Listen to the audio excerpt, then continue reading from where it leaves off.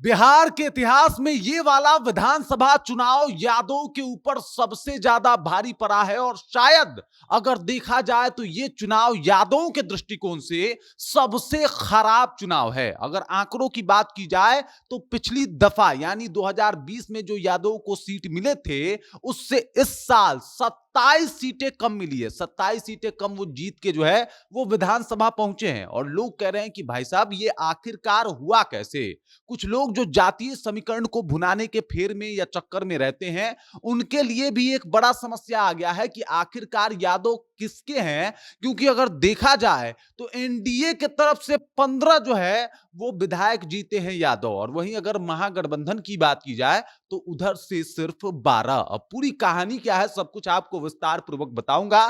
कई सारे सवाल हैं इसको लेके कि यादव किसका, क्या यादव में टूट हुई, क्या मोहन यादव का जो है वो जलवा चला, क्या यादव जो है वो एनडीए में भी अब जो है वो अपना इंटरेस्ट दिखाने लगे हैं और वो जो लालू यादव कह रहे थे कि भाई साहब यादव कब वो टूटे वाला हो वो यादव भी टूट गए हैं। कई सारे सवाल हैं, सबके जवाब मिलेंगे आपको, लेकिन उससे पहले मेरा परिचय जान लीजिए। मेरा नाम है रजत और आप जनता जंक्शन देख रहे हैं। देख लीजिए, अगर बिहार चुनाव की बात की जाए, सबसे पहले बिहार की बात की जाए तो बिहार में यादवों की जो संख्या है वो सबसे ज्यादा है। सबको पता है कि बिहार में जो चुनाव है वो जाति के आधार पे होता है और उसमें यादव जाति सबसे ज्यादा है। 14% से भी ज्यादा यादवों की जनसंख्या है बिहार में और इसी वजह से हर साल जो है वो यादव के विधायक सबसे ज्यादा जीतते थे बिहार में। लेकिन इस बार यादव के विधायक जो है वो उतना नहीं जीते जितना वो जीतते आए हैं। इसके पीछे का कारण समझ लीजिए। सबसे पहले तो समझिए कि भाई साहब इस बार 28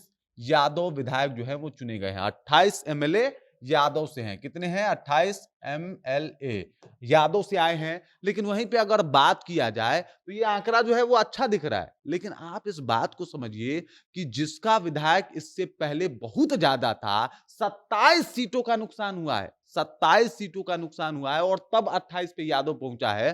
तो आप इससे अंदाजा लगा सकते हैं कि यादवों को बहुत बड़ा नुकसान हुआ है। अब इसमें हुआ क्या है, भीतरघात हुआ है, क्या हुआ है, ये भी आपको समझा देता हूं।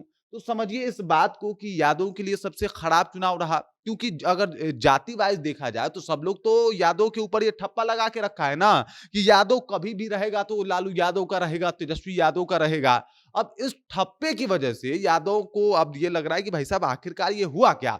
अब इस बात को समझिए, यादव जो है वो हमेशा माना गया है कि भाई साहब ये तेजस्वी यादव का जो है वो वोटर रहा है। लेकिन इसी बीच मोहन यादव आते हैं, दिनेश लाल यादव निरहुआ आते हैं, प्रचार प्रसार शुरू होती है। दिनेश लाल यादव का एक बयान भी सामने आता है जिसमें वो कह देते हैं कि भाई साहब जो राम को नहीं पसंद करते वो यादव नहीं यदुमुल्ला है। हालांकि ये बयान खेसारी लाल यादव के लिए उन्होंने दिया था, लेकिन चीजें बिल्कुल बदल गई।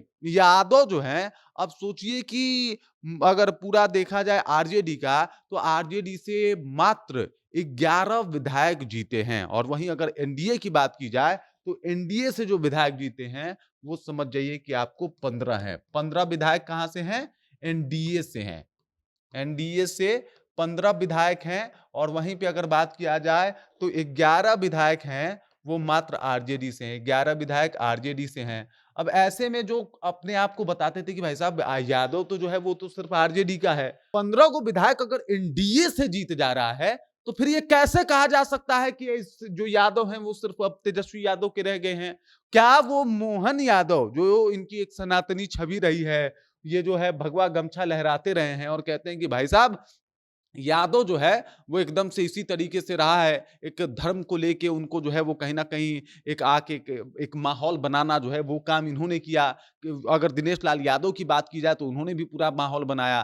तो वो समझिए कि बिहार की जो सबसे बड़ी जाति है, जिसका पहले सबसे ज्यादा रौला देखने को मिलता था, वो प्रभाव तो कम हो गया है। अब यादवों की बात की जाए तो यादव में काफी गिरावट देखने को मिली है। 28 सीटों पे सिमट के रह गया है यादव, जो इससे पहले बहुत सारे सीटों मतलब 50 से ऊपर इनका इनका सीट था, इसके ऊपर पकड़ था।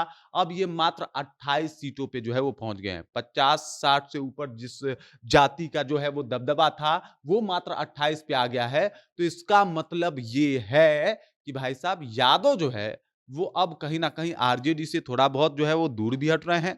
तेजस्वी यादव के ऊपर को लेके जो कहा जा रहा था कि क्या यादव तेजस्वी यादव को धोखा दे दिए, तो बहुत हद तक ये अगर आप थ्योरी को देखें तो बहुत हद तक ये सही भी लग रहा है कि हाँ, हो सकता है यादव ने जो है वो भाजपा का भी रुख कर लिया है। हालाँकि अगर वोट प्रतिशतता की बात की जाए तो आरजेडी को जो है वो 23% वोट मिला है।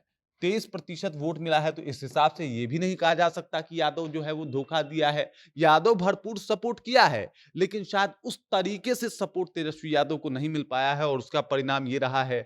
लेकिन 15 यादव जो एनडीए से जीते हैं, ये इस बात का सबूत है भाई साहब कि पूरा माहौल जो है वो एनडीए ने अपने पक्ष में कर लिया है और ये चुनाव भले ही यादव तेजस्वी यादव के साथ गए हों, हो सकता है अगला चुनाव वो एनडीए में कोई ऐसा अपना यादव नेता तलाशे, क्योंकि तेजस्वी यादव की लगातार 3 करारी हार ने यादवों का भी कमर तोड़ दिया है। तो वो जाति जो मानी जाती थी कि भाई साहब आरजेडी की परंपरागत जो है वो वोटर है, वो अब शायद 2030 का जब चुनाव हो तो ऐसा ना देखने को मिले और वो लोग एनडीए की तरफ भी अब रुख करेंगे, क्योंकि अगर 15 विधायक एनडीए दे रहा है जिसमें से 8 अकेले भाजपा, तो ये वाकई विचारणीय बात है और ये सब कुछ जो है वो एकदम पूरा इस चुनाव ने बदल के रख दिया है। बाकी इस खबर, इस जानकारी को आप कैसे देखते हैं, कमेंट करके अपना विचार हम तक पहुंचा दीजिए। बाकी आप देख रहे हैं जनता जंक्शन और मेरा नाम रजत है।